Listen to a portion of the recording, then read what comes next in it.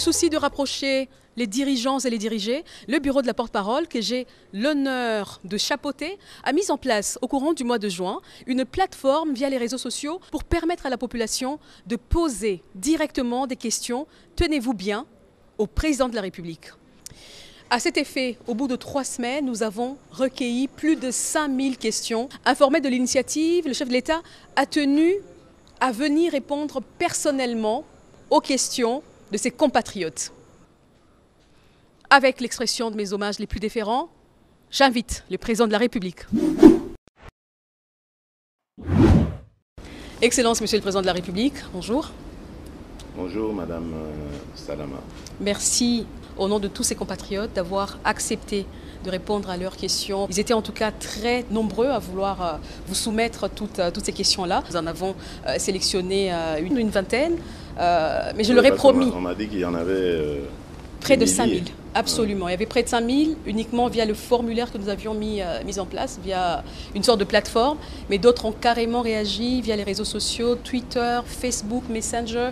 Donc c'est allé vraiment... C'est parfait, je suis à la disposition de mon peuple. Merci. Ils veulent savoir comment vous vous portez. Ah ben ça va, merci, ça va très bien. Rien à signaler du côté santé. Le moral un peu affecté évidemment par la situation de l'Est. Hein. On ne peut pas être totalement en pleine possession de sa joie, de ses sentiments de bonheur, tant qu'on a cette épine dans le pied. Mais ça va, dans l'ensemble ça va, parce que le moral est bon, le moral de nos troupes à l'Est est bon aussi. Il y a une montée en puissance de nos forces armées et il y a sûrement de bonnes nouvelles à venir au vu des démarches diplomatiques que nous avons menées et de la situation sur le terrain. Nous commençons par le social. Et la première question, en tout cas, ils veulent savoir comment est-ce que vous jugez, Monsieur le Président, l'impact de votre action sur la situation sociale des Congolais durant ce quinquennat. Vous avez un impact, il faut toujours le prendre en 3 dimensions. Il y a la dimension immédiate, il y a la dimension à moyen terme et à long terme. Nous sommes dans des réformes, notamment au niveau de l'agriculture, qui vont nous amener une indépendance alimentaire, une sécurité alimentaire dans les années qui viennent. Évidemment, ce sont des réformes, il faut du temps pour les mettre en place, mais cela augure de très très bonnes nouvelles. Nous allons enfin mettre fin à toutes ces importations qui nous coûtent des milliards et pouvoir produire nous-mêmes sur place. Et en sus, nous allons faire de la transformation locale et donc de la création d'emplois et de richesses. Donc ça, c'est pour le long terme.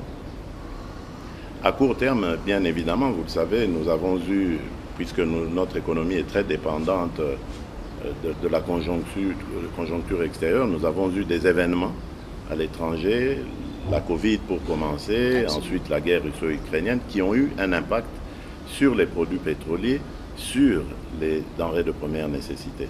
Évidemment, nous qui sommes aussi dépendants de tout cela, nous en ressentons les coûts. Nous sommes en train de tout mettre en œuvre pour essayer, tant soit peu, d'alléger ces peines. C'est le cas avec le carburant où nous avons subventionné, éviter à notre population de connaître ce qui s'est passé ailleurs, en Afrique, et je ne parle pas du reste du monde aussi.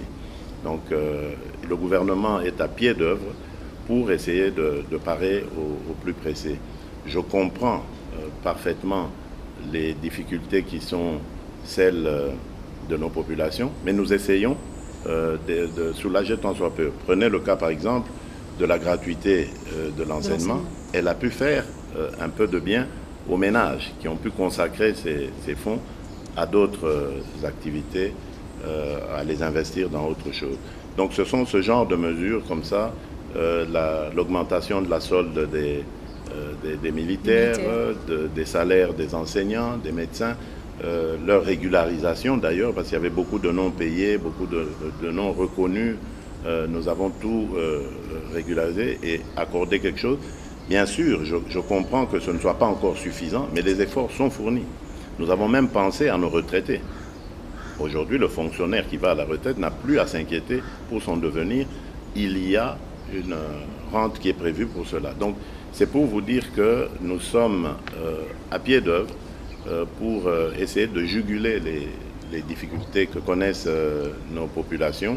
Et je reste optimiste parce que nous travaillons. Vous parlez des difficultés, il y a l'accès aussi aux soins de santé. Alors il pose une question sur la couverture santé universelle. C'était parmi vos projets phares de campagne, hein, et vous avez même mis en place, je pense, une première structure. Voilà, alors ils veulent savoir, est-ce que ça traîne parce que vous voulez lancer le tout en même temps partout dans le pays, ou vous pouvez commencer par phase pour que ça aille plus vite? Ce ne sera pas possible de lancer le tout en un temps. Nous n'avons pas les ressources suffisantes. Mais nous avons déjà mobilisé certaines ressources pour commencer avec la catégorie mère-enfant et qui permettra d'avoir des accouchements gratuits et même des consultations prénatales et postnatales. Mais ça a commencé dans certains hôpitaux. Petit à petit, nous allons l'étendre sur tout l'ensemble de la République. Le but étant évidemment de rendre gratuit l'accès aux santé pour tous les Congolais. Alors la loi sur la vente en détail par les opérateurs étrangers souffre toujours de son application, ce qui étouffe le commerce, ou on va dire les petits commerces nationaux. Alors qu'est-ce que vous comptez faire pour y remédier? C'est un problème qui dure. Je comprends parfaitement, mais vous savez, il y a plusieurs paramètres qui concourent à ça. C'est un problème qui touche au climat des affaires, mais pas seulement. Il touche également à l'administration. Vous voyez, nous venons de lancer l'identification de tous les Congolais. Cela nous permettra de résoudre énormément de problèmes, notamment en ce qui concerne le sujet que vous avez évoqué, de sortir de l'informel pour le formel. Parce que dans beaucoup de ces compatriotes qui se plaignent de concurrence déloyale étrangère dans le petit commerce, alors il faut régulariser tout ça, voir clair et pouvoir s'y pencher. J'en ai parlé au mois d'avril de cette année en Conseil des ministres pour donner des instructions. Un atelier devait être organisé d'ailleurs par le ministère de l'économie à ce sujet et à ce moment-là, nous aurons les indications nécessaires pour pouvoir prendre les mesures qu'il faut afin de protéger nos petits commerçants. Mais à eux aussi, je leur demanderai de se faire identifier le moment venu, hein, parce que la campagne va bientôt commencer pour l'identification de la population, parce que c'est ainsi que l'État pourra prendre en compte leurs desiderata et surtout protéger leurs intérêts vis-à-vis de ces commerçants véreux qui grappillent sur leur part. Alors, donc nous prenons le problème en charge. Les barrières illégales également, les tracasseries sur la RN1, donc la route nationale numéro 1, ils disent que malgré toutes les missions pour les démanteler du gouvernement, toutes les missions échouent en fait. Aujourd'hui, ça coûte cher aux commerçants. Est-ce qu'il y a une solution qui est pensée pour cette problématique-là? Mais non seulement ça coûte cher aux commerçants, mais ça se répercute aussi sur le prix des denrées. Et c'est vraiment une situation très inconfortable dans laquelle nous mettent ces agents de police vrais et faux. Parce qu'il y a aussi des faux agents de police. Donc j'ai déjà eu à m'entretenir avec, je pense que c'est le prédécesseur de l'actuel ministre de l'Intérieur, pour que l'on redouble de vigilance, mais surtout d'action, afin de mettre fin à ces tracasseries. Et nous n'excluons pas non plus de faire recours à la technologie. Je pense ici par exemple à des drones qui couvriraient des axes entiers pour surveiller évidemment la circulation dessus. Donc nous sommes en train d'envisager plusieurs solutions, le but étant vraiment d'y mettre fin. Parce que c'est vraiment une situation qui nous met tous en difficulté et ça ne peut pas continuer comme ça. Mais nous mettrons tout le monde dans le jeu, y compris les notabilités locales, hein, je pense ici au chef traditionnel, pour que tout le monde puisse signaler en temps réel ce genre d'obstruction et que l'intervention de la hiérarchie puisse aussi se faire assez rapidement afin de de pénaliser évidemment ces contrevenants à la discipline de la police. Une autre question, Monsieur le Président. Le service national est susceptible de créer des emplois de masse. Est-ce qu'il est envisagé d'accélérer la couverture des projets agricoles sur l'ensemble du territoire? Bien sûr. Et en même temps, au-delà de Bien sûr. l'agriculture, il pose la question sur la politique de la pêche et de l'élevage. Bien sûr, tout va aller. Mais vous voyez,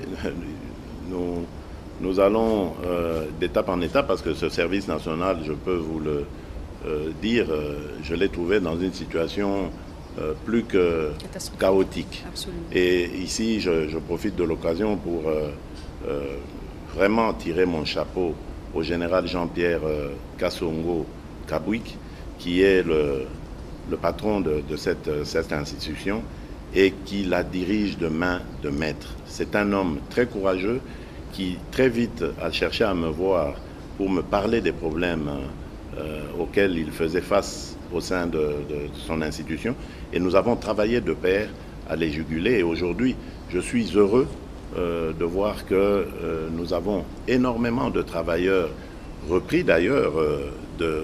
Certains étaient parmi les Koulouna que l'on déplore aujourd'hui, repris de ces milieux-là, complètement métamorphosés et qui aujourd'hui servent l'État. On s'est lancé dans cette aventure vers la fin de l'année 2020 et voilà où nous en sommes aujourd'hui. Et je peux vous dire que dans tous les camps militaires, le prix du sac de farine est resté le même, c'est-à-dire hors concurrence, vous ne trouverez jamais ce prix sur le marché. Grâce justement à cette production, je lui avais demandé évidemment de privilégier cette catégorie parce que pour moi les militaires ce sont nos héros vivants, nous devons les accompagner dans tout ce qu'ils font et donc j'avais demandé qu'on privilégie cela. Et voilà que au niveau de la production agricole, ça se passe très bien parce que à côté du maïs, il y a le riz aussi et il va maintenant commencer la pisciculture. Voilà. Et à côté de ça, il y a la formation professionnelle. Beaucoup ne le savent pas, mais il y a dans ce service des bâtisseurs qui ont déjà prouvé de quoi ils étaient capables. Ils ont construit quelques écoles au village, dans mon village d'origine, à Mupompa, dans le village d'origine du défunt président Laurent Désiré Kabila, à Manono. Donc ils ont fait comme ça leurs preuves et ça va continuer. Nous allons ouvrir d'autres antennes à travers la République, en plus de Kanyama-KCC, donc pour que le service national soit vraiment une institution qui réponde aux aspirations des Congolaises et des Congolais. Et moi, je me fais même une petite idée. Vous savez, dans d'autres pays, il y a eu, surtout dans les pays occidentaux, après la Seconde Guerre mondiale, le service militaire. J'y pense secrètement, à une sorte de service national, mais qui serait aussi obligatoire. Oui, obligatoire à tout jeune qui terminerait ses secondaires avant d'aller à l'université ou de faire autre chose.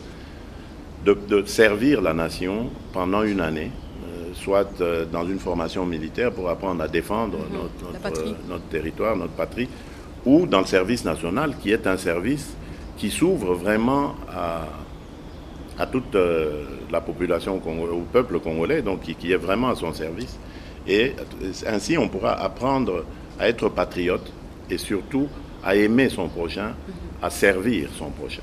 C'est vraiment une vocation qui en vaut vraiment la peine. Alors, la dernière question de cette thématique économie et sociale concerne la justice. Il parle de l'impunité qui encourage l'immoralité dans l'action publique, surtout des mandataires. Alors, comment est-ce que vous comptez renforcer la justice sur les dénonciations de corruption qui restent souvent sans suite? Oui, là je vous dis, je pense que s'il y a un bémol à mettre sur mon bilan, je crois que c'est celui-là. Si il m'était demandé de le faire, je ne suis vraiment pas satisfait du bilan, jusqu'ici en tout cas, récolté dans la justice. J'ai beaucoup compté sur le pouvoir parce que je me dis, comme dans la Bible, c'est la justice qui élève une nation. Malheureusement, dans notre cas, la justice détruit notre nation. J'ai tout mis en œuvre pour essayer de faire comprendre, surtout aux chefs des corps, mon intention, ma vision. Et en fait, ma vision, c'est de dire, voilà, c'est vous qui connaissez votre métier, exercez-le consciencieusement, tel que vous l'avez appris de vos précepteurs. Mais malheureusement, je n'ai pas l'impression que nous sommes toujours sur le même diapason. Et nous récoltons souvent la critique de l'opinion de manière injuste, qui pense que, par exemple, je prends comme ça un cas, lorsqu'on met quelqu'un en prison préventive en attendant son jugement et qu'après on le libère, on pense toujours qu'il y a une intervention de l'État. Madame, je peux vous le dire, devant Dieu, je ne suis intervenu dans aucun cas de ce pays pour demander l'arrestation ou la libération de quelqu'un. Jamais. Parce que je veux que la justice soit indépendante. Moi, je crois que nos institutions doivent toutes être libres d'exercer leur pouvoir sans qu'il y ait de contraintes venant de la hiérarchie ou de qui que ce soit. Et donc je pense ici que cette justice a besoin de réforme. Je viens de vous donner le cas d'arrestation préventive. Sous d'autres cieux, on parle parfois de mise en examen. Pourquoi est-ce qu'on ne le voit pas ici? Au lieu d'arrêter quelqu'un et de le jeter comme ça en pâture dans l'opinion, faire quoi? Parce que dès qu'on arrête quelqu'un, pour le commun des Congolais, il est coupable. Il est coupable. Absolument. Et lorsqu'on le reverra demain dehors, on va dire il a corrompu. Exactement. Ça peut être vrai, ça peut être faux, mais dans tous les cas, ça jette un discrédit sur la justice. Donc il faudrait une réforme. J'ai demandé des études sérieuses là-dessus. Je crois qu'elles sont même prêtes. Dans les jours qui viennent, je vais vraiment faire une sortie avec le Conseil supérieur de la magistrature pour les rencontrer et voir comment nous pouvons mettre en œuvre ces réformes. Évidemment, parmi eux, il y a de braves gens, il y a de braves femmes, il y a de braves hommes, je n'en disconviens pas, mais j'ai l'impression que tout le monde semble être dépassé par la force du mal qui est cette corruption, qui jette un discrédit finalement sur nous tous, parce qu'on pense, l'opinion pense que nous y avons tous à voir là-dedans. Et pourtant, je compte sur la justice, parce qu'il n'y a pas mieux qu'elle pour juguler les antivaleurs qui ont mis à mal notre économie, l'image du pays, etc.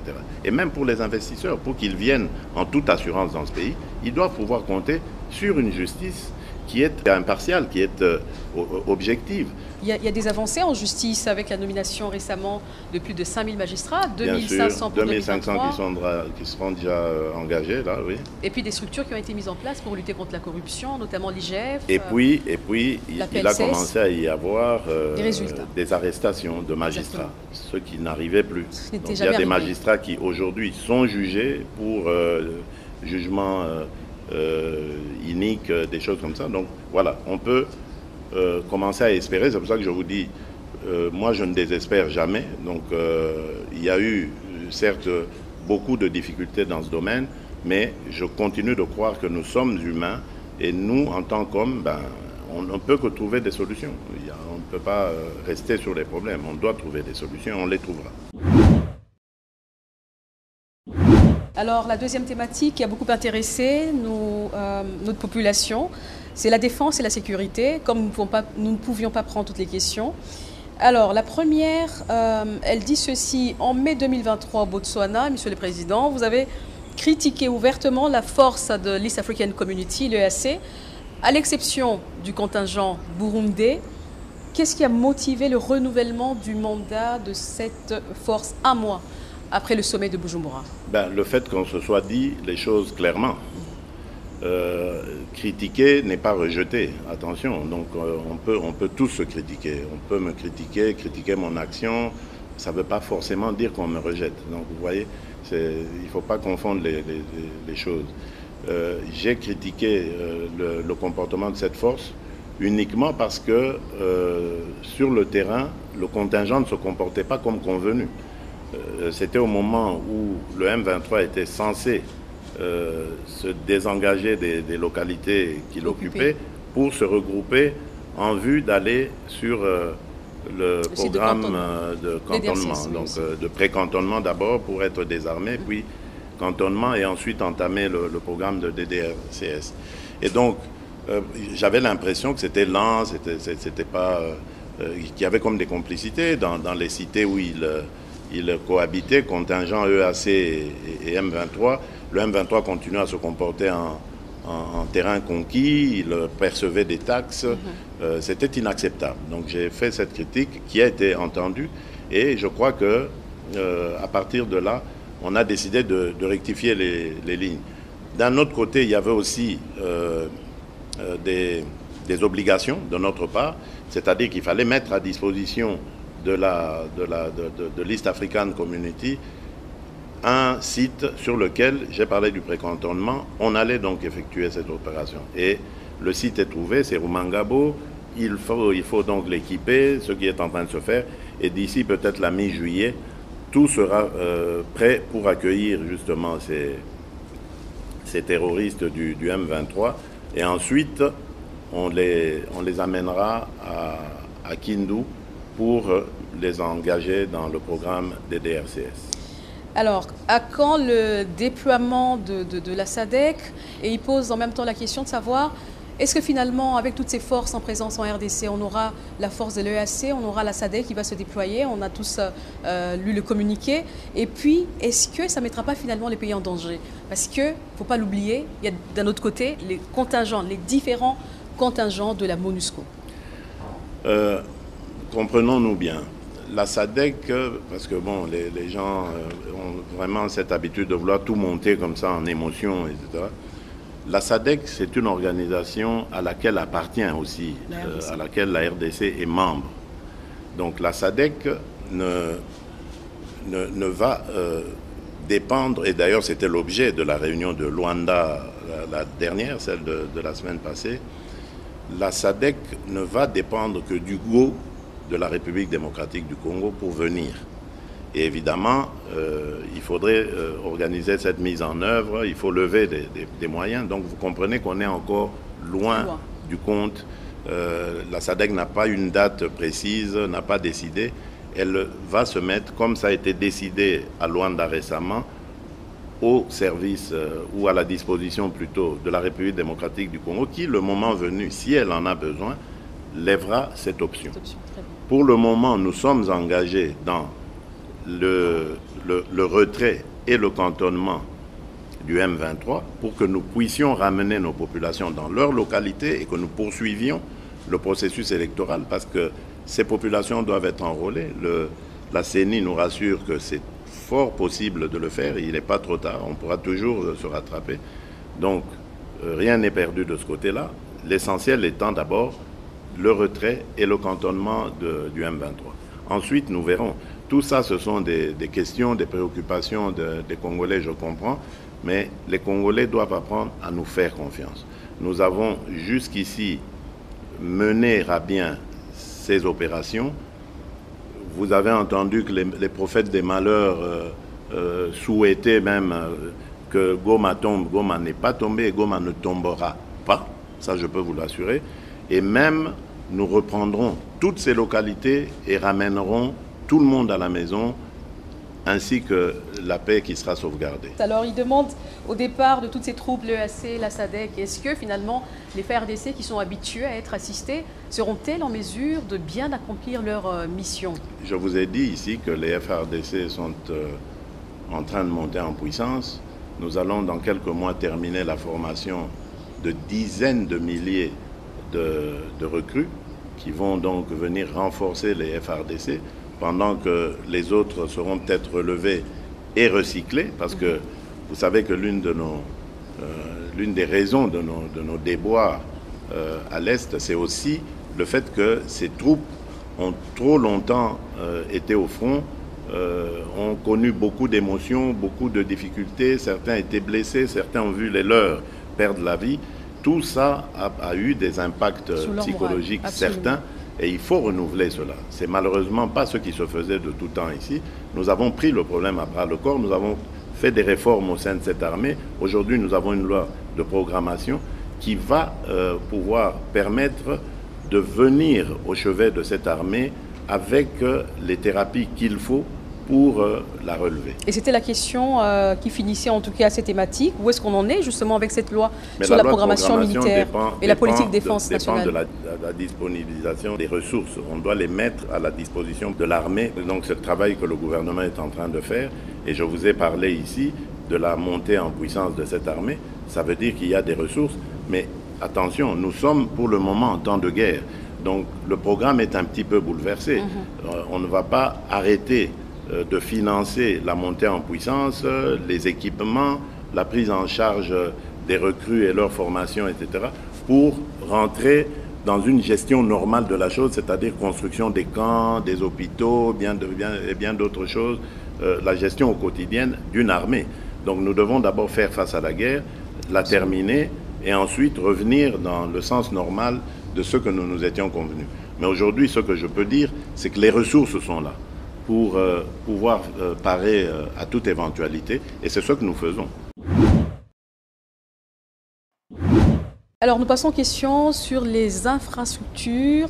La première, c'est d'actualité, je pense, vous venez de Lobito. Alors ils disent, au lieu de construire les chemins de fer de Lobito avec l'Angola grâce au financement américain, notamment de 200 millions de dollars américains, est-ce qu'on ne peut pas financer nous-mêmes le chemin de fer de l'ex-Katanga à Banana ou Boma pour relier l'Est à l'Ouest?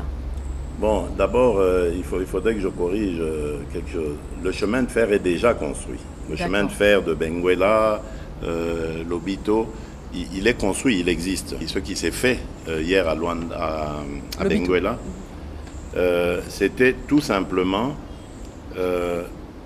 une mise en commun de nos intérêts, si vous voulez. Ce rail, jadis, à l'époque du Grand Zaïre, ce rail nous servait. À l'époque, on n'allait pas par Kasumbalesa, on n'amenait pas nos minerais par là pour aller jusqu'au Cap et les transporter par mer. À l'époque, tout partait de Kolwezi vers Dilolo et de là en Angola vers le port de Lobito. Et c'est ça qui s'est passé hier. On a réhabilité ce chemin de fer qui était détruit à cause de la guerre en Angola et qui avait contraint la République démocratique du Congo à orienter ses évacuations autrement. Et donc on utilisait le chemin de fer du Katanga jusqu'à Ilebo. Et là on prenait le fleuve, enfin d'abord la rivière Kasaï puis le fleuve, Kinshasa, et il y avait le rail sur Matadi. Et voilà comment on évacuait nos minerais. C'était beaucoup plus long que ce que nous venons de faire hier. Donc vous voyez qu'il y a non seulement un gain de temps, mais aussi un gain sûrement de ressources. Il n'y a qu'une manutention à faire pour le mettre sur le train. De Kolwezi à Dilolo, il connecte sur le chemin de fer qui va vers Lobito et c'est parti. Tandis que celui qu'on avait mis en place, c'était manutention au Katanga, manutention pour tout transférer sur bateau à Ilebo, puis ensuite à Kinshasa, même opération, pour le remettre sur le train, arriver à Matadi, puis sur le bateau. Donc vous voyez, ça avait plus de coûts. Donc ici, je crois que c'est une très bonne opération qui s'est effectuée là. Nous venons d'ailleurs aussi de marquer des points en ce qui concerne l'intégration régionale. Vous savez que je suis très engagé sur ce genre de coopération avec nos voisins. Absolument. Et ici, nous gagnons et l'Angola et la Zambie comme partenaires dans ce projet. Et ça fera que le bonheur de toutes les populations qui se trouvent aux alentours, et même au-delà, parce que les répercussions en matière économique seront largement ressenties dans notre pays, à l'intérieur du pays. Alors une autre question, Monsieur le Président, est-il possible de construire surtout les routes de dessertes agricoles afin de permettre l'acheminement des produits agricoles et faciliter ainsi les échanges commerciaux, mais là plutôt entre provinces de la RDC? Mais bien sûr, je crois que les gens, nos compatriotes, je pense qu'ils n'écoutent peut-être pas assez, ou c'est nous qui ne communiquons pas suffisamment pour leur faire comprendre ça. Mais je vous donne juste l'exemple des 145 territoires, le programme de développement local.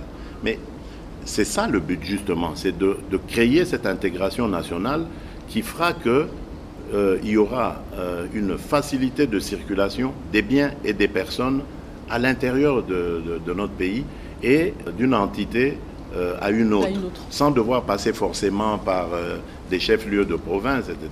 Donc le but, dans le programme 145 territoires, il y a un volet important, infrastructure. Donc dans les infrastructures, justement, il y a ces routes de desserte agricole, le but étant de relier chaque territoire à un autre. Et ainsi, on va réussir comme ça une sorte d'intégration nationale qui fera que les territoires pourront échanger entre eux. Et pour cela, il y a déjà des convois d'engins qui sont en train d'arriver, mais il y en aura encore plus. Il y en a quelques milliers qui arrivent pour les infrastructures routières et autres, mais également pour développer l'agriculture. Alors justement, je ne sais pas si vous avez une idée, ils demandent combien de kilomètres de routes ont été asphaltés ou construits depuis. Il y a eu beaucoup de routes qui ont été faites, beaucoup qui ont été réhabilitées, beaucoup qui sont en projet. Je pense à Kalambambouji, je pense à cette route qui va relier le Kasaï oriental au sud Kivu, je pense à la grande route qui va partir de Beni jusqu'à Kisangani.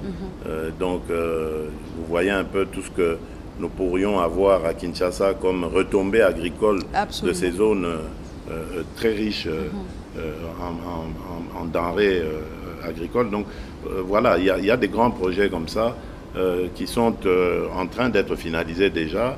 Pour celui de Beni Kisangani, je crois que les études sont en train d'être faites maintenant.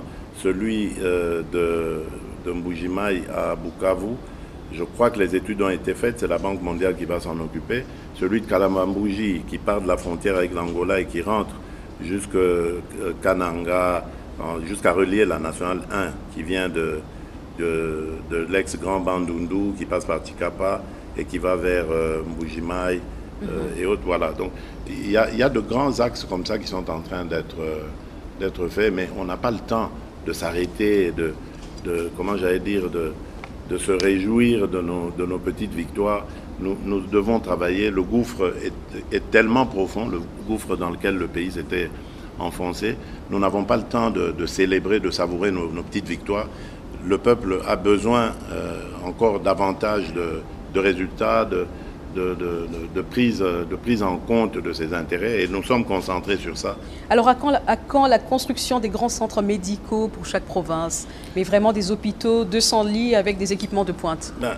Voilà, une fois de plus, là aussi c'est une question de ressources, et nous avons dû faire un choix. Nous avons pensé que économiquement il serait rentable de réhabiliter celles qui sont. Bien que c'est vrai, comme dans le cas du camp Tchatchi, c'était en réhabilitant que nous avons vraiment construit quelque chose de beaucoup plus grand. C'était un petit dispensaire, mais que j'ai voulu voir plus grand, mais rien que pour rendre hommage à nos soldats. Mais ailleurs, c'est de la réhabilitation. Mamayemo, par exemple, vous allez voir, il va être construit un grand complexe.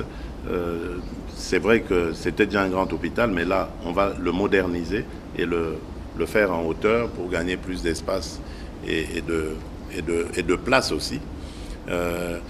Ailleurs, c'est de la réhabilitation que nous avons faite parce que justement, les moyens ne suivent pas encore.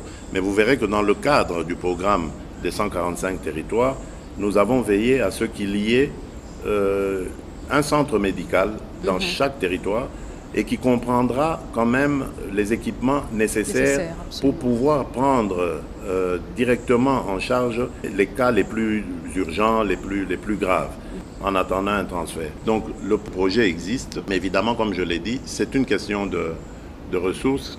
Là, nous sommes en train de tout mettre en œuvre pour rendre d'abord accessible aux soins de santé tout le monde. Ça, je trouve que c'est plus important que de construire des grands hôpitaux. Il faut que tout le monde puisse, en tout cas, être en mesure de bénéficier des premiers soins. Vous savez que, par exemple, pour la malaria, le palu, il tue plus que le sida. Absolument. Si nous ne protégeons pas nos populations et que nous préférons mettre cet argent dans la construction des grands hôpitaux, je crois que ce serait se tromper de priorité. La priorité ici, c'est d'abord, pour moi, de protéger nos populations, de les mettre en situation de santé adéquate et ensuite voir comment ça va s'améliorer au fur et à mesure. Le Congo est un grand chantier, je l'ai toujours dit. Ce n'est pas aujourd'hui ou demain que ce chantier se réalisera complètement. Mais il faut y mettre sa pierre au fil des années. On finira par tout reconstruire. Alors, la dernière question en infrastructure, quelle est finalement votre politique en matière de logement? Est-ce qu'il y a un projet de construction des logements sociaux? Bien sûr, encore là, une fois de plus, le programme des 145 territoires. Le but qui était visé dans ce programme, c'était de ramener tous les, j'allais dire, les cerveaux, passez-moi l'expression, vers les milieux ruraux. Parce que tout le monde, à force de faire face au chômage, la déglingue de ces territoires, tout le monde a fini par migrer vers des grands centres urbains, allant même jusqu'à les encombrer, etc. Et aggraver les situations sécuritaires, professionnelles et tout ça. Donc maintenant, l'ambition que se dote ce programme des 145 territoires est de ramener tout ce monde, en tout cas le plus possible, vers ces territoires. Et donc pour ça, il faut construire des logements décents qui vont pouvoir permettre aux gens, quand ils reviennent des centres, de pouvoir rester dans les mêmes conditions, si pas même dans de meilleures conditions que là où ils se trouvaient au centre, et pouvoir s'adonner de manière beaucoup plus motivée à leurs nouvelles tâches dans ces territoires. Donc oui, il y a un programme qui est compris dans le grand programme des 145 territoires, programme de logement, mais également, à côté de cela, il y en a d'autres.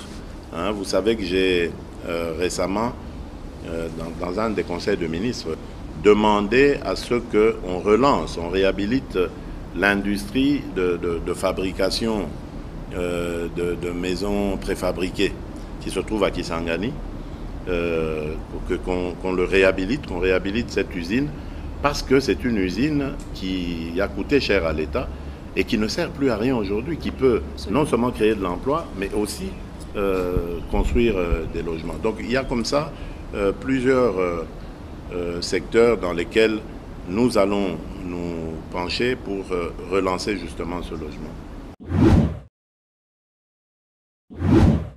Des questions sur la diplomatie, on avait beaucoup également, Monsieur le Président. La première, après tous ces voyages à l'étranger, quelles en sont les retombées finalement sur le plan socio-économique pour le pays et pour la population?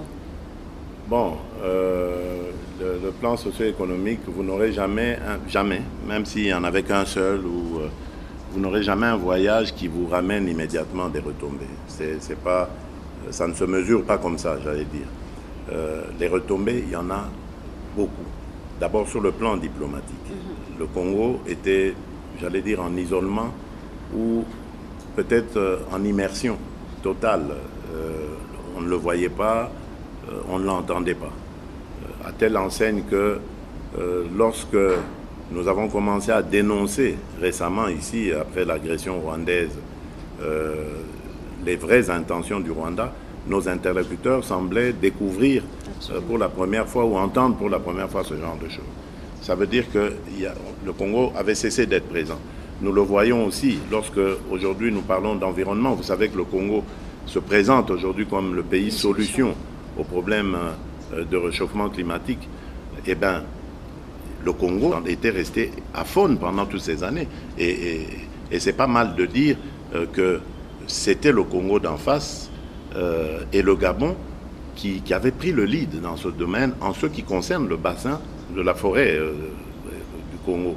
Donc, alors que nous sommes, nous, propriétaires au moins de 65% de ce massif forestier. Donc, c'est quand même étonnant que nous soyons restés comme ça, absents de tout ça. Idem pour les minerais stratégiques, grâce auxquels aujourd'hui on va avoir une transition énergétique, transition industrielle. Le Congo était absent alors que c'est l'un des leaders mondiaux dans ce domaine. Et grâce justement à ces sorties, nous avons réussi à installer le Congo sur cet échiquier-là. Et aujourd'hui, plus rien ne se fait sans que l'on parle du Congo. Je pense le mois prochain, nous allons recevoir ici deux leaders de deux grands pays, deux des plus grands avec le Congo, qui sont propriétaires de grandes forêts, donc l'Amazonie, la forêt en Indonésie et la forêt équatoriale. Donc le Brésil, l'Indonésie seront ici le mois prochain pour justement montrer leur solidarité avec la RDC, mais à travers la RDC aux autres pays qui appartiennent au même bassin du fleuve Congo, qui vont maintenant nous permettre de pouvoir parler d'une seule voix et de défendre nos intérêts. Nous sommes aujourd'hui, nous représentons le poumon du monde. Des engagements ont été pris à cet effet pour aider justement ces pays qui captent le carbone rejeté par les pays industrialisés, etc. Mais rien n'est fait. Donc tout ça va nous permettre de devenir beaucoup plus forts et de parler d'une seule et même voix et une voix intelligible aussi. Et de faire. Alors, vous voyez, toutes ces sorties ont servi à cela. À côté de cela, évidemment, il y a l'aide au développement qui a été renforcée. Aujourd'hui, la Banque mondiale a accru son soutien à la République démocratique du Congo, grâce non seulement à notre bonne gouvernance, on pourra en parler si vous voulez, mais surtout aussi grâce à ces contacts qui ont attiré leur attention pour leur dire attention, quelque chose est en train de se passer aujourd'hui en République démocratique du Congo. Nous sommes en train de changer de narratif, nous voulons changer de paradigme, mais nous voulons pour cela que vous nous accompagniez par les transferts de technologie, le savoir-faire, mais également, peut-être, pourquoi pas, aussi par vos soutiens qui vont nous permettre d'accroître nos efforts. Et vous avez vu que grâce à tout cela, aujourd'hui, nous avons un budget qui a quadruplé, nous avons des agences de notation qui ont grimpé la côte de la République démocratique du Congo. Nous sommes en train de finir le programme avec le FMI. Nous allons très bientôt envisager la 5e revue. Madame, ça n'a jamais été fait depuis que le Congo est Congo indépendant. Et même en passant par le Zaïre, jusqu'à maintenant, on n'est jamais arrivé à 5 revues avec le FMI. Ça s'arrêtait toujours à 4 dans le meilleur des cas. Aujourd'hui, on est à 5 et on va les continuer si c'est possible. Donc, c'est clair que les choses se passent autrement en République démocratique du Congo aujourd'hui et c'est grâce justement à ces sorties. C'est vrai, j'entends souvent les gens dire oui, mais c'est pas la Banque mondiale, c'est pas le FMI qui n'ont jamais aidé un pays à se développer. C'est vrai, mais c'est pas ça d'ailleurs leur objectif, ça n'a jamais été leur ambition. Ils se mettent aux côtés des États pour les accompagner en fixant ensemble avec ceux-ci les règles du jeu. Et ensuite, lorsque toutes ces revues se terminent, un programme est conclu et cela permet à cet État-là de devenir encore plus crédible aux yeux des autres et donc de s'ouvrir des lignes de crédit qui vont lui permettre alors à ce moment-là de se développer parce que l'ayant suivi pendant un certain nombre d'années, on s'est rendu compte qu'il est maintenant capable de se prendre en charge et de financer son développement. C'est pour ça que nous nous étions à fond lancés dans cette aventure qui aujourd'hui est en train de nous donner des fruits que Dieu en soit loué. Alors, il y a tellement de choses à dire sur la diplomatie. Bien récemment, sûr, oui. Vous avez été en Chine, Monsieur le Président, c'est une première. Ils veulent savoir, les Congolais en tout cas, beaucoup ont posé des questions sur la Chine, sur votre voyage. Est-ce qu'il y a des bénéfices? Est-ce qu'il y en aura? Mais il y a déjà des bénéfices avec la Chine, déjà de tout temps. Enfin, la Chine, c'est un partenaire depuis 50 ans. Hein. Notre partenariat n'a pas commencé aujourd'hui. Quand vous voyez le Palais du Peuple, le Stade des Martyrs, voilà, ça sont des retombées de nos relations avec la Chine. Mais je vais vous dire simplement comment est-ce que l'idée de ce voyage est née et que la Chine a amicalement accepté de m'inviter. C'est simplement parce que je me faisais du souci au regard de ce que nous avons récolté comme partenariat. Vous savez que depuis quelques années, il y a une sorte de contrat signé avec des entreprises privées chinoises. Absolument. Dont le but était minerai contre infrastructure. Sicomine notamment. Voilà, mais quand on a fait le constat, et l'IGF d'ailleurs est à ce sujet une référence qu'il faut vraiment prendre en compte, et c'est là que j'ai pris en compte, on se rend compte en fait que le Congo n'a rien gagné de tout ça. Au contraire, c'est quelques individus congolais. Et la Chine, elle est restée dans le respect de ses engagements. Elle a eu les minerais comme il se devait. Donc, il s'est passé des choses pas correctes qu'il fallait revoir. Et c'est ce que j'ai fait comprendre à nos amis chinois qui l'ont parfaitement compris. Je leur ai fait comprendre également que la République démocratique du Congo ne veut plus servir uniquement de terre d'extraction. Rester qu'à donner nos terres, à sortir ces minerais pour aller les transformer ailleurs et finalement nous revendre les produits finis encore plus chers. Donc nous perdons complètement. Donc je voulais qu'ils nous accompagnent dans ce que j'ai appelé l'industrialisation de notre pays. Je viens de vous parler ici des minerais stratégiques qui se trouvent chez nous. Donc ça veut dire que les yeux des investisseurs du monde, des industriels du monde sont tournés vers le Congo, en tout cas, entre autres nations, vers le Congo. Donc nous devons en profiter. Nous devons jouer sur ça pour que cette industrialisation non seulement se réalise, surtout la nouvelle industrialisation dont on parle aujourd'hui, l'industrie propre, l'industrie verte, qu'elle se réalise en partenariat évidemment avec ces pays, ces grandes nations, investisseurs, et la Chine en fait partie, pour que nous allions dans une sorte de partenariat gagnant-gagnant, que la République démocratique du Congo se retrouve avec ses industries, ses emplois créés, sa richesse créée, et que les partenaires chinois se retrouvent aussi dans leurs investissements, parce que nous allons développer la chaîne de valeur, si pas la totalité de cette chaîne de valeur en République démocratique du Congo, en tout cas une partie importante de celle-ci, quitte à, dans ce partenariat, se retrouver tous heureux. Voilà, alors le message est vraiment bien passé, les Chinois l'ont très très bien compris, nous avons eu d'excellentes discussions et aujourd'hui ils attendent évidemment la prochaine rencontre de la commission mixte pour que nous mettions sur table un plan de programmation de cette industrialisation et à ce moment-là ils pourront dire dans quel domaine ils pourront nous accompagner, dans quel autre ils ne pourront pas. Donc c'était ça le but. Et ce qui m'a le plus fait plaisir là-dedans, parce que vous savez, moi je tiens aux équilibres géopolitiques mondiaux, je ne voulais pas donner l'impression à notre partenaires traditionnels que sont les Occidentaux, Américains, Européens, que ça y est, nous vous ignorons, nous avons un nouvel ami, tant pis pour vous. Je veux que tout le monde soit intéressé parce qu'il s'agit ici de la stabilité de mon pays. Je veux que ce pays soit stable, définitivement stable, et que nous soyons vraiment tournés vers notre développement. Et voilà pourquoi, dans ce que nous nous sommes dit avec le partenaire chinois, il y a aussi la possibilité, s'ils le désirent, européens et américains, de les approcher, de les intégrer dans ces projets. Et c'est ça que j'ai beaucoup apprécié, cette souplesse de la part des Chinois et qui me convient parfaitement. Alors, une question. Est-ce qu'on ne devrait pas rompre finalement, mais complètement, nos relations diplomatiques avec le Rwanda? Vous savez, j'ai toujours eu une approche différente de certains de mes compatriotes que je trouve beaucoup plus, passez-moi l'expression, peut-être extrémiste, enfin, mais je comprends leurs sentiments.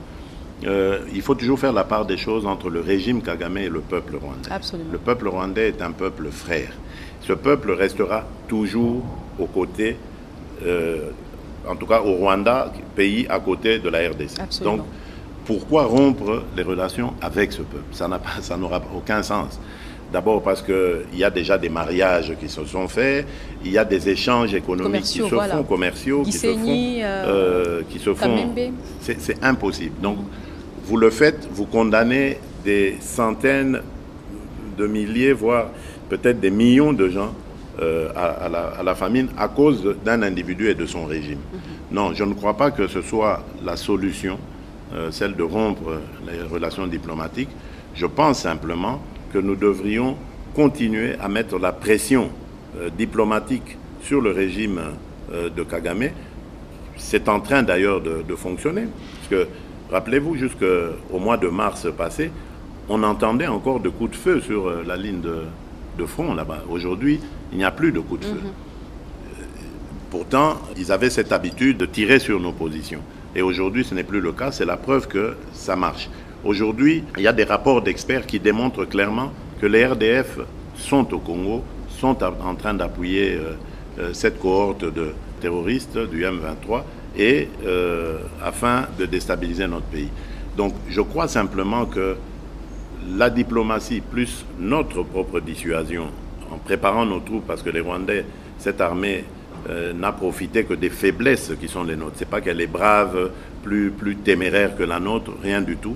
C'est simplement parce que notre armée était minée à cause justement de ces accords bidons qui se faisaient, qui faisaient suite à des mixages, brassages, etc., pour permettre justement à l'ennemi d'infiltrer ces espions chez nous, accord que j'ai refusé et que je continuerai toujours de refuser.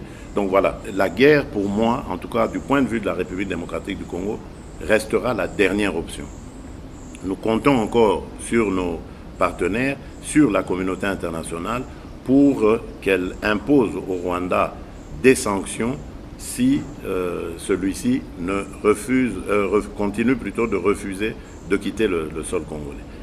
Et ce n'est que si sanctions il y a et qu'on se rend compte que le Rwanda s'entête, qu'on ne prendrions alors à ce moment-là ils disent nos pourquoi responsabilités. vous vous entêtez à continuer avec la diplomatie en tout temps, même au temps de la crise, au plus fort de la crise. Pourquoi ne pas carrément structurer notre armée et nous faire ainsi respecter? La diplomatie, on ne la rompt jamais, sauf quand vraiment on est en terrain, j'allais dire, en no man's land. Tant qu'il y aura des hommes, il y aura la diplomatie. Même aujourd'hui, entre Ukrainiens et Russes, la diplomatie, même de l'ombre soit-elle, existe. Donc on ne rompt jamais la diplomatie. Je ne veux pas m'isoler aujourd'hui à cause d'un délire hégémonique de Kagame. Donc moi, je continue de croire en la force de notre diplomatie, mais maintenant, en plus de la diplomatie, j'ai renforcé les capacités de mon armée, donc je n'ai pas à craindre ce bourreau.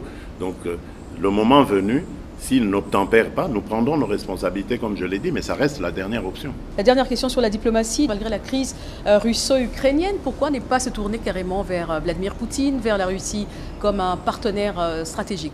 Mais la Russie, c'est un partenaire, sauf que la Russie n'a pas vraiment l'habitude de beaucoup commercer en Afrique. Il n'y a pas que en République démocratique du Congo. Remarquez partout, souvent c'est la coopération militaire. Mais pour ça, on a suffisamment d'alliés de ce côté-là. Si on avait des besoins, on se serait aussi adressé à eux. Mais souvenez-vous, en 2019, je crois, nous avons eu à nous rendre au sommet de Sochi, Russie-Afrique.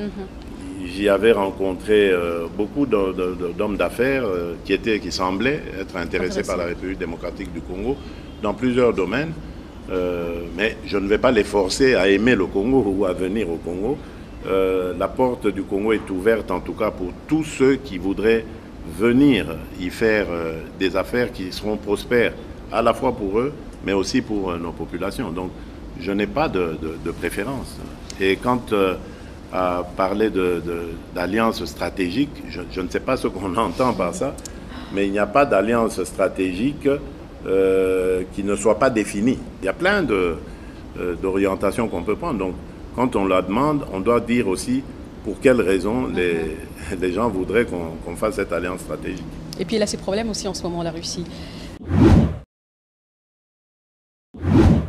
Alors, pour terminer, Monsieur le Président, il y a quelques questions libres. Quelles sont les stratégies mises en place par le gouvernement afin de permettre le développement des régions enclavées? C'est ça, justement, le but, c'est de désenclaver le pays, réussir son intégration totale. Le plan, ce sont les infrastructures. Il n'y a pas d'autres secrets.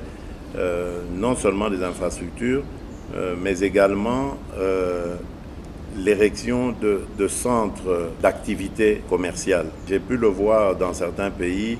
Et je l'ai vu encore en Angola parce que le président m'a invité à aller voir quelques municipalités qui sont spécialisées dans la pêcherie, etc. Et là, je me suis rendu compte qu'on peut donner de l'emploi aux gens en fonction des activités dédiées à ces contrées-là. Je prends un exemple. À l'Équateur, vous savez que le poisson est très prisé. Il y a beaucoup de localités qui se trouvent au bord du fleuve et dont les habitants s'adonnent à ce genre d'activité, mais pourquoi ne pas leur mettre des pêcheries? Comme ça, ils restent dans leur milieu d'origine, mais ils développent cette activité. Exactement. Et si tout va bien pour eux, ils pourront aller beaucoup plus loin et devenir une PME qui grandit, qui exporte même, pourquoi pas, etc.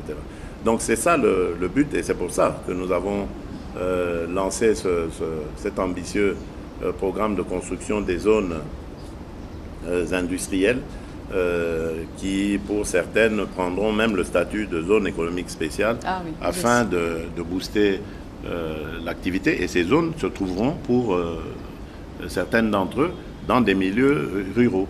Le grand défi est et restera toujours énergétique. La République démocratique du Congo a besoin de beaucoup d'énergie, eau, électricité, pour pouvoir réussir ces défis.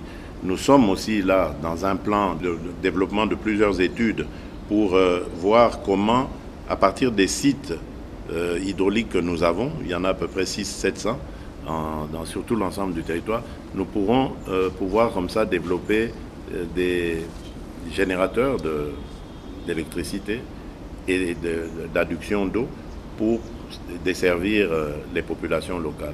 Ça aussi, c'est un programme qui me tient très à cœur parce que malheureusement, jusqu'ici, nous ne sommes arrivés qu'à 30% pour ce qui est de l'eau, de couverture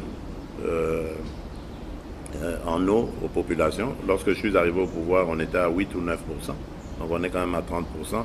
L'objectif de 2023, c'était d'arriver à 53% pour atteindre les 70% en 2030. Malheureusement, on est un peu en deçà. On doit s'efforcer. À 22% pour l'électricité. On était à 18% en 2018. Donc là, on a encore besoin de beaucoup ramer pour aller beaucoup plus loin.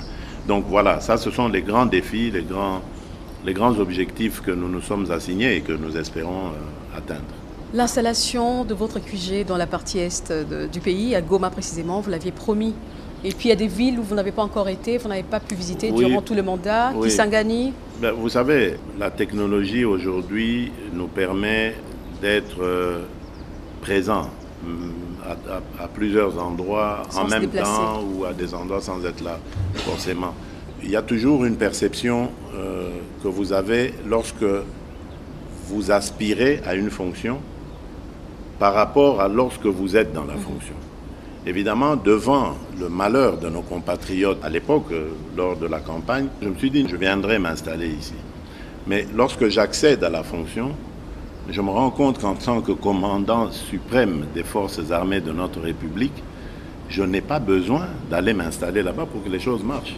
J'ai réussi à les faire marcher à partir d'ici. C'est une perception qu'il y avait au moment où j'étais le candidat, Félix Tshisekedi. J'ai été à Goma à plusieurs reprises et aujourd'hui, de Kinshasa, j'ai endigué cette progression de ces agresseurs.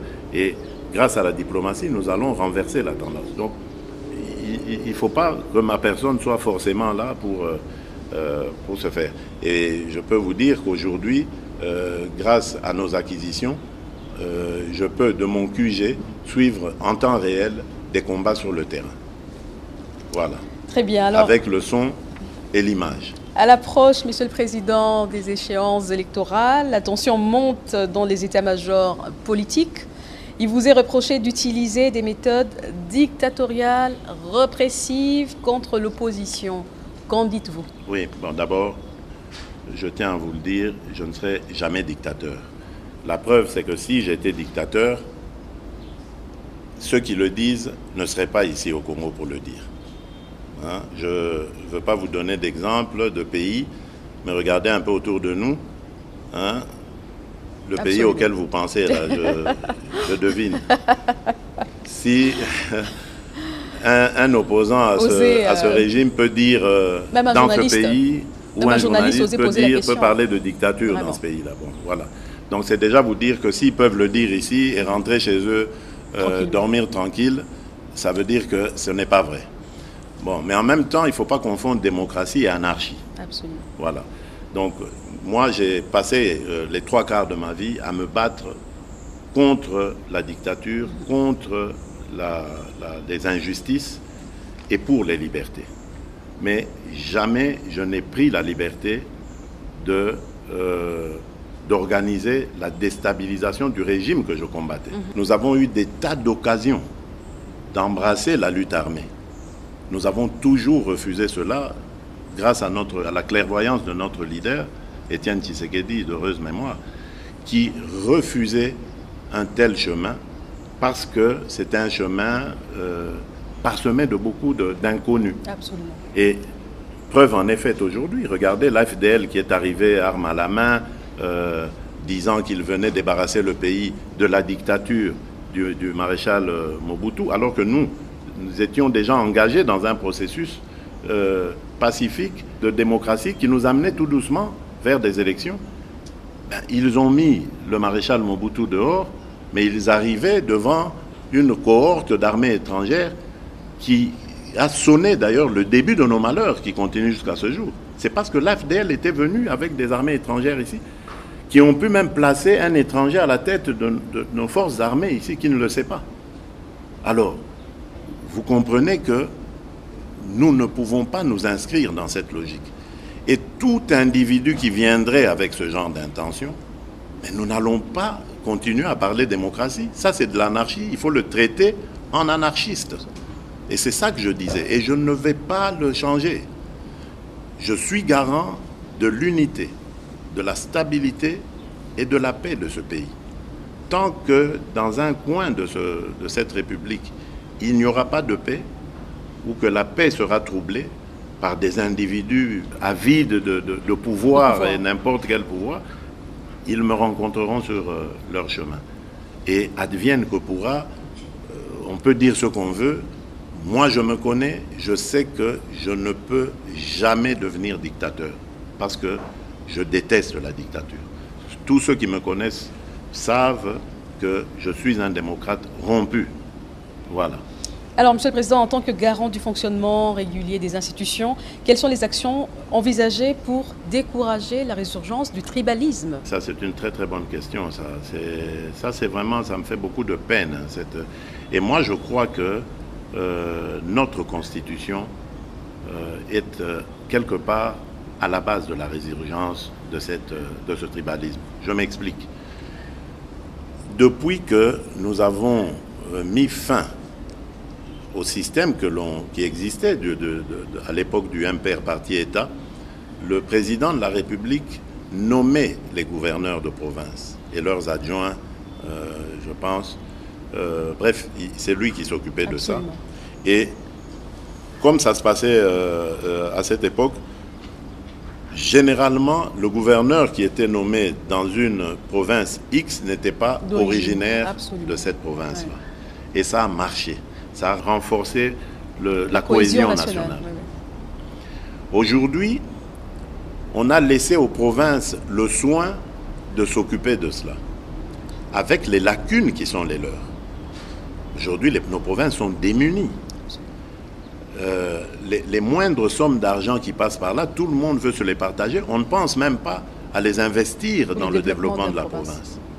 Donc, la course justement à ces petites sommes d'argent fait que ça exacerbe le tribalisme.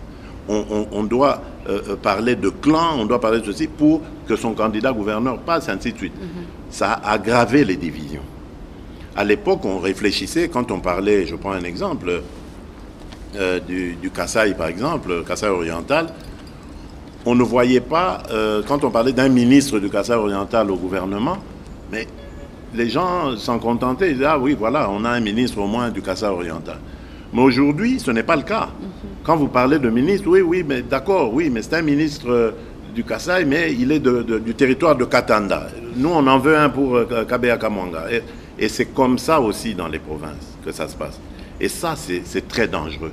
Moi, je suis vraiment pour ça, et je pense, si les Congolais me renouvellent leur confiance, je vais demander à ce que le Parlement revoie cela, qu'on mette fin, peut-être pas au système des assemblées provinciales, parce qu'il faut quand même une représentation locale, une représentation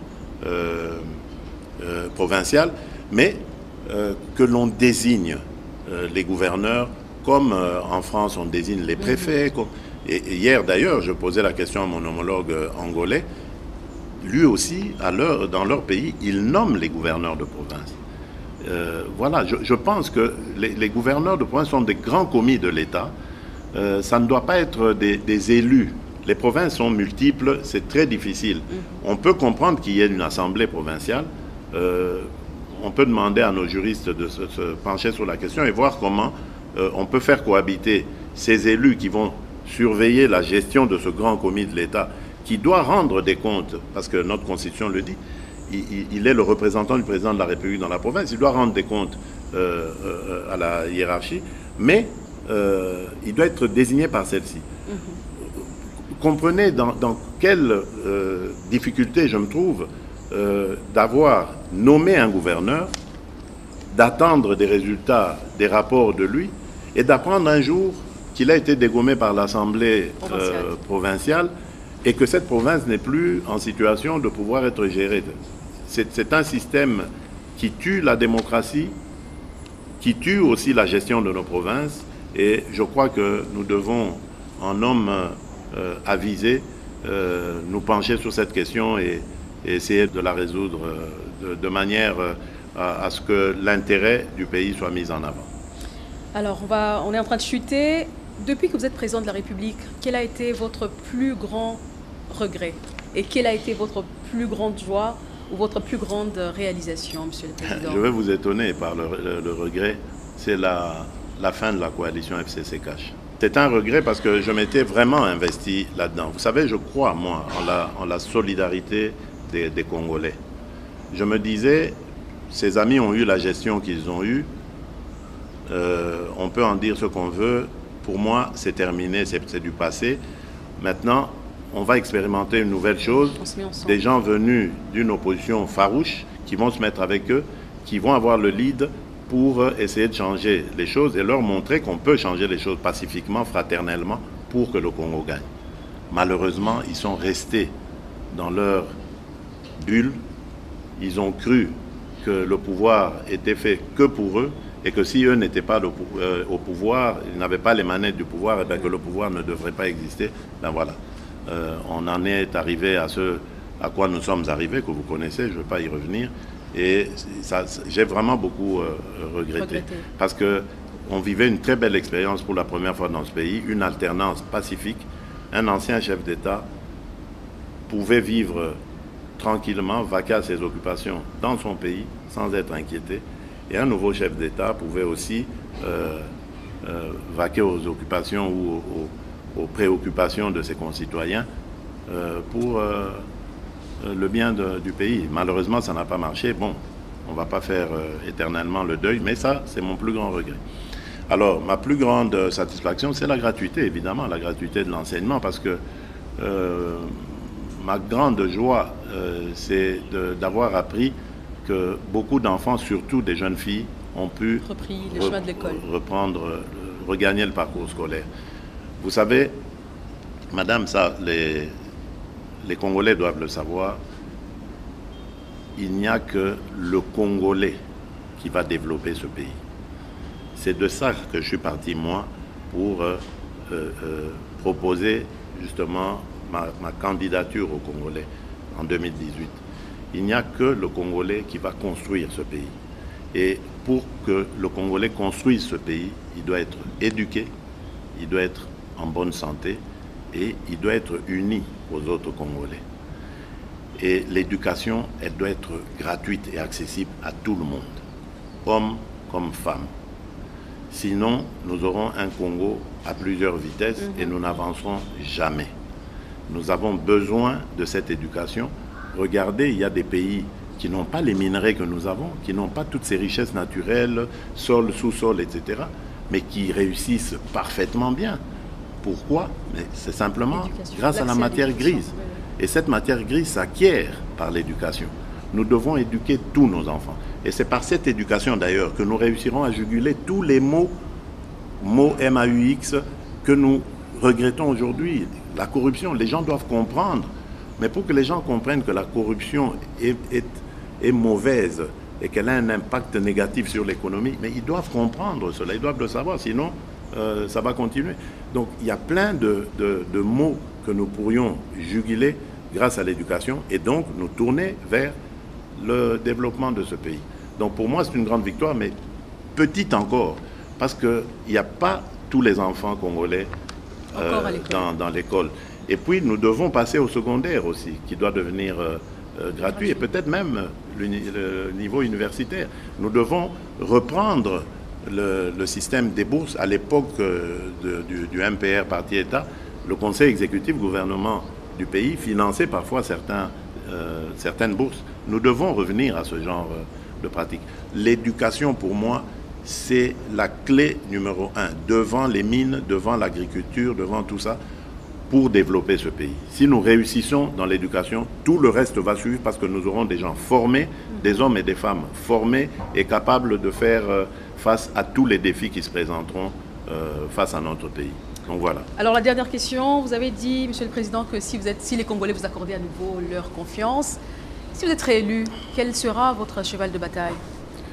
D'abord, continuer le travail sur la justice, parce que comme je l'ai dit, la justice élève une nation. Moi, je suis devenu président de la République démocratique du Congo pour élever ma nation.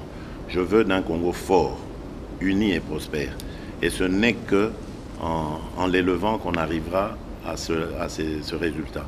Donc, je vais continuer le travail pour crédibiliser la justice, la voir vraiment comme un vrai partenaire à mes côtés pour combattre les fléaux qui ont ruiné notre économie. Et bien sûr, je vais me tourner toujours vers le social parce que je viens moi-même d'une force politique qui met l'accent sur le social en priorisant le Congolais, le peuple d'abord. Et donc, je vais continuer. Je sais qu'il y a beaucoup à faire.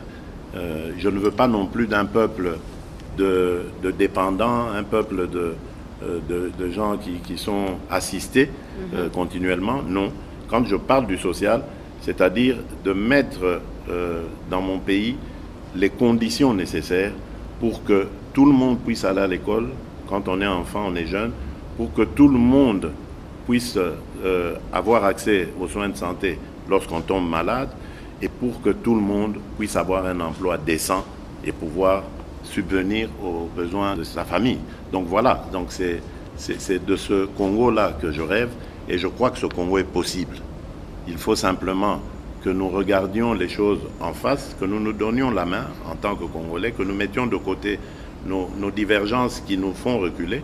Nous avons le droit d'avoir des divergences politiques, religieuses et autres, mais cela ne doit pas dégénérer en blocage. Ça doit nous permettre, au contraire de ces divergences, de créer, d'apporter la lumière aux questions que se posent nos populations. Donc voilà ce que j'attends des Congolais et que je compte faire avec eux si ils me renouvellent leur confiance. C'était un exercice qu'on a voulu, Monsieur le Président, de rapprocher le dirigeant des dirigés. Merci en tout cas de votre temps. Mais c'est à vous, ce ne sera pas la dernière fois. Tina, c'est à vous que je lance les fleurs. C'est la Merci, preuve Excellence. encore que la dame au Congo, il faut compter avec elle. Merci. C'est votre initiative, je dois le dire. Et tout de suite, j'ai été enchanté et j'ai été d'accord pour faire face au public. Je promets même de revenir encore dès que l'occasion se présente. C'est ce qui souhaitait. Parce que je pense qu'il est de notre devoir de rendre compte et surtout d'informer nos compatriotes. Nous sommes là pour le servir et non pas pour nous servir. Merci, Monsieur le Président. Merci, Madame.